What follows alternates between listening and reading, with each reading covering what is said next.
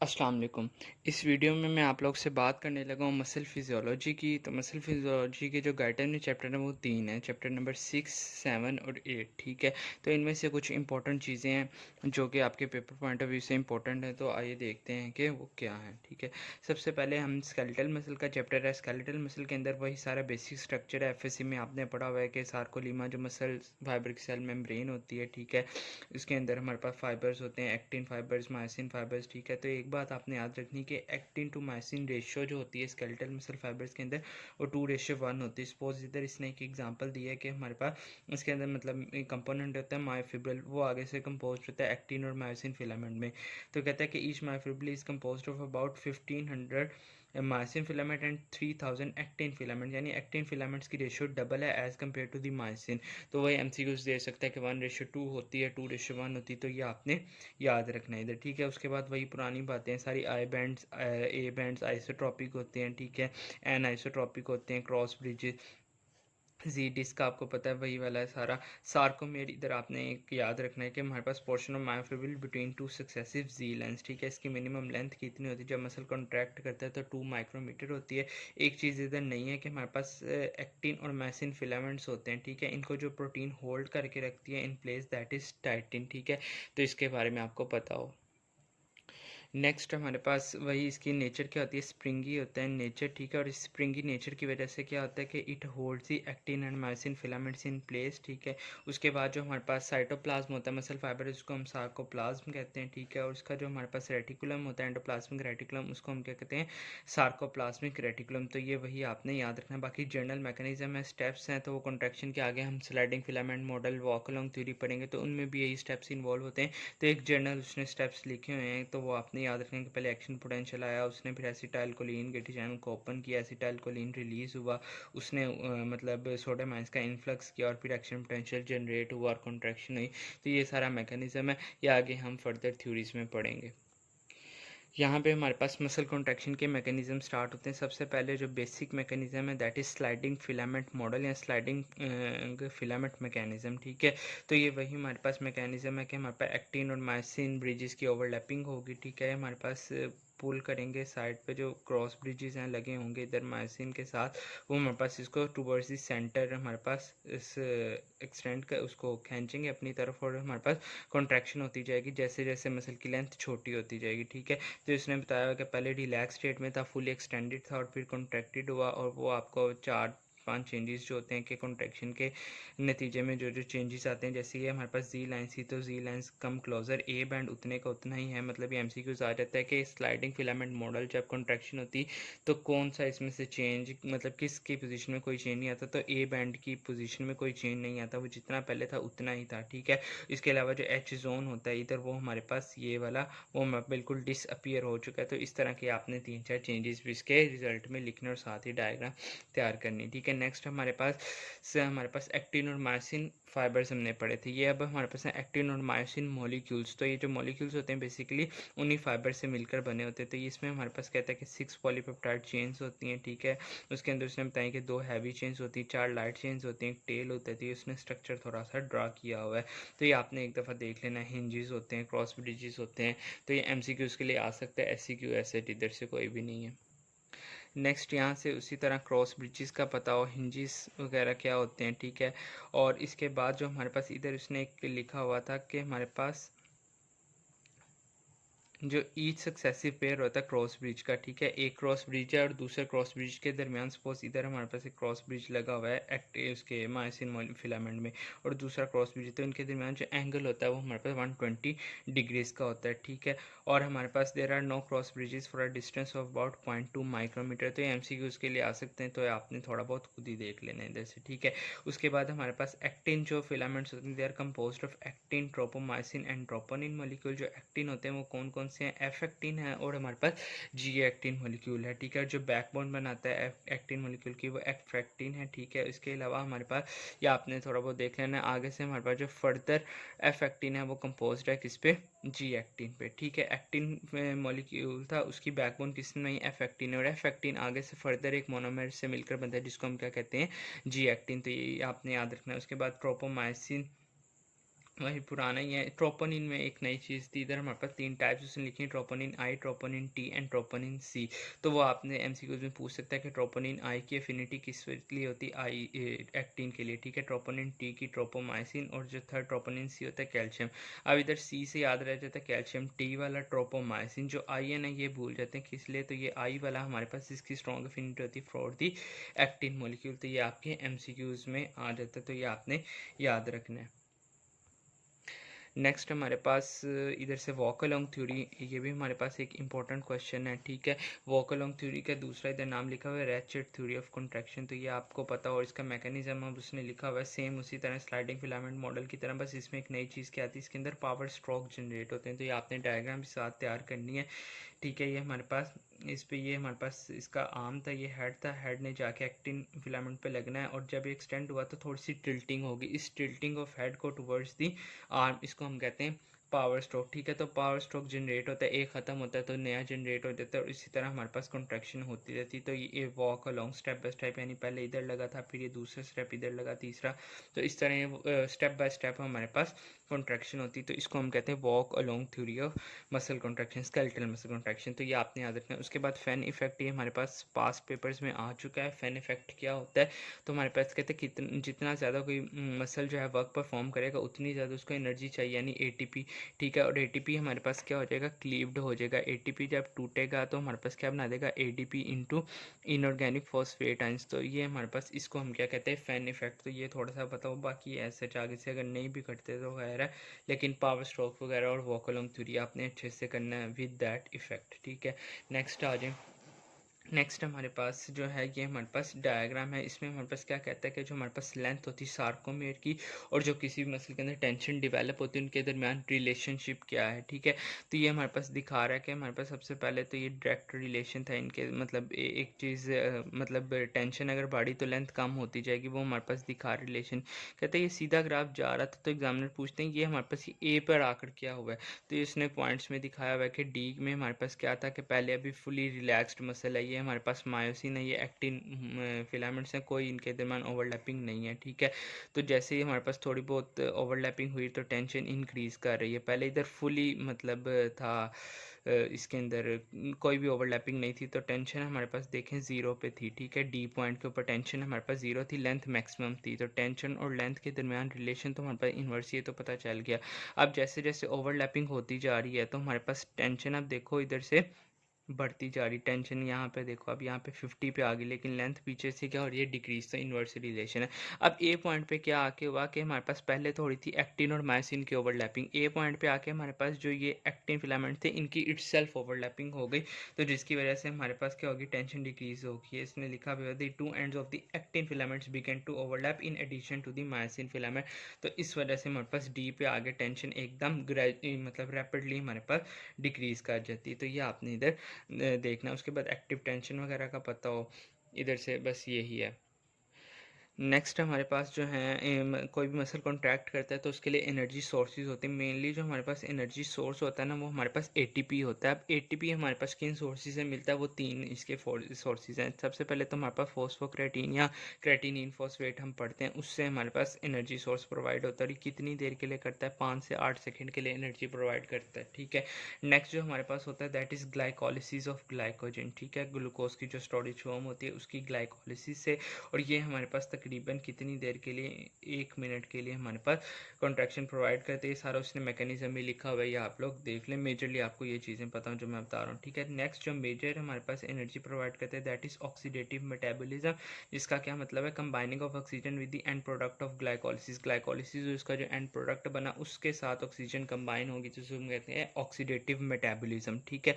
तो ये हमारे पास मोर देन 95% जो एनर्जी होती है कॉन्ट्रैक्शन के लिए वो हमारे पास ऑक्सीडेटिव मेटाबॉलिज्म प्रोवाइड करती है। तो ये तीन सोर्सेज थे और कितनी कितनी ड्यूरेशन के लिए प्रोवाइड करते हैं, तो ये आपने इधर से देख लेना है। नेक्स्ट जो है हमारे पास जो मसल कॉन्ट्रैक्शन की टाइप्स हैं वो दो हैं। वो कौन कौन सी हैं? एक हमारे पास आइसोमेट्रिक कॉन्ट्रैक्शन है and second one is the isotonic contraction. ठीक है, तो इन दोनों के दरमियान ये डिफरेंस कुछ इधर लिखे भी हुए हैं। ठीक है, और कुछ हम आपने ये नीचे इधर फिगर में भी उसने बताया हुआ है कि आइसोमेट्रिक क्या होगा कि लेंथ, आइसो मीन सेम और मेट्रिक मीन मसल की जो लेंथ है वो सेम रहेगी ड्यूरिंग कॉन्ट्रैक्शन, और टोन मीन टेंशन सेम रहेगी। ठीक है, इसके अलावा वेरियस एग्जांपल दे देता है कि वेट लिफ्टिंग हम करें तो उसमें कौन सी कॉन्ट्रैक्शन होगी। ठीक है, इसके अलावा हमारे पास अगर कोई बंदा है वो वॉल के अगेंस्ट फोर्स लगा रहा है तो उसमें कौन सी मतलब टाइप ऑफ कॉन्ट्रैक्शन होगी। ठीक है, सिंपल फ्लेक्शन अगर कोई कर रहा है आर्म की तो कौन सी होगी, स्विमिंग में कौन सी होगी। तो पास पेपर में अक्सर इस तरह के सिनेरियोज बनाकर दे देता है कि किस टाइप में कौन सी कॉन्ट्रैक्शन इन्वॉल्व होगी। तो ये आप लोगों ने एग्जांपल्स एक दफ़ा देख लेनी। वैसे इधर गाइडलाइन में नहीं लिखी है, आपको जेपी से कुछ एग्जांपल्स मिल जाएंगी, तो कम से कम वो आप लोगों ने लास्ट में फॉलो करनी है एग्जांपल्स। नेक्स्ट जो है हमारे पास इधर इसने लिखा हुआ है कि वेरियस ऑक्यूलर मसल हैं, गैस्ट्रोकिनेमियस, सोलियस मसल, ये लोअर लिम के मसल्स हैं। तो उसमें आपने इसने बताया हुआ ये दोनों लोअर लिम के हैं। तो इसमें उसने बताया कि किसकी कितनी ड्यूरेशन के लिए 1/50, 1/15, 1/5। तो ये आपने MCQs वगैरह के लिए देख लें। रैपिडली ज़ाहिर सी बात है किसकी होगी, ऑक्यूलर मसल्स की। ठीक है, तो ये आपने देख लेना है इधर से, क्योंकि वो मतलब आई के मसल्स हैं तो मोस्ट रैपिडली एक्ट करते हैं। ठीक है, उसके बाद हमारे पास स्लो और वाइड फाइबर्स के अंदर डिफरेंस क्या है, ये लास्ट ईयर भी आ चुका है और पहले भी काफ़ी दफ़ा आ चुका है। तो इधर इसने 4-5 पॉइंट लिखे हुए हैं, ये आप लोगों ने कर लेने हैं। इसके अलावा एक आधा पॉइंट आप ऊपर से भी बना सकते हैं। टाइप 1 होते हैं, वो टाइप 2 हैं, वो वाइट हैं, ये रेड हैं।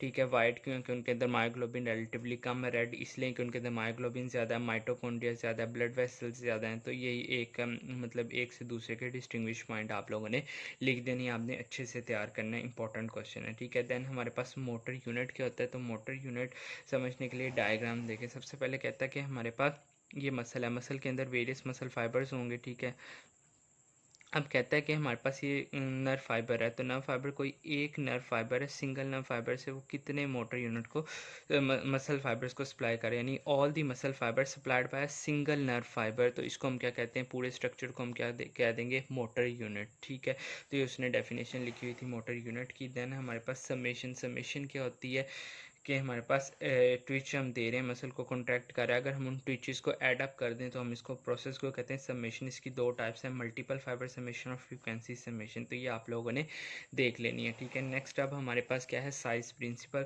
साइज प्रिंसिपल का पता हो कि जो हमारे पास लार्जर मसल फाइबर्स हैं वो पहले इनरवेट होंगे और जो स्मॉलर हैं वो बाद में साइज़ के अकॉर्डिंग यानी इनरवेशन होती। तो ये आप लोगों को पता हो। उसके बाद बहुत इंपॉर्टेंट क्वेश्चन है टेटेनाइजेशन, टेटनी और ट्रैपी। इनमें मतलब अक्सर डिफरेंस पूछ लेते हैं क्योंकि तीनों टी से शुरू हो जाते हैं। बास्केट कहता है कि इनको एक्सप्लेन करें, तो ये आपने तीनों देख लेने। साथ इसका एक ग्राफ भी उसने बना हुआ है कि फ्रीक्वेंसी समेशन अगर हम ट्विचेस देते जा रहे हैं, एक ऐसा पॉइंट आएगा कि वो हमारे पास एड अप हो जाएंगे और इनके अंदर कोई भी हमारे पास ऐसे पेयर होगा जैसे एक स्मूथ कॉन्ट्रैक्शन है, इसको हम कहते हैं टेटेनाइजेशन। ठीक है, उसके बाद ट्रैपी। ट्रैपी क्या है, हमारे पास कोई भी अगर क्विसेंट मसल यानी रेस्ट मसल है जिसको हमने काफ़ी देर से यूज़ नहीं किया, ठीक है, सोई हुई हालत में मतलब, तो उसके बाद अगर हम कुछ अर्सा के बाद उसको मतलब कोई स्टिमुलेशन देते हैं तो इनिशियल फ्यू कंट्रैक्शन वो बहुत कम होती हैं, लेकिन फर्दर वो एड अप होती जाती हैं और बाद में स्ट्रेंथ उसकी क्या हो जाती है, इंक्रीज़ हो जाती है टू अ प्लेटू। ठीक है, पहले स्लो स्लो होंगी और फिर इंक्रीज़ करके एक प्लेटू बन जाएगा। तो इसको हम कहते हैं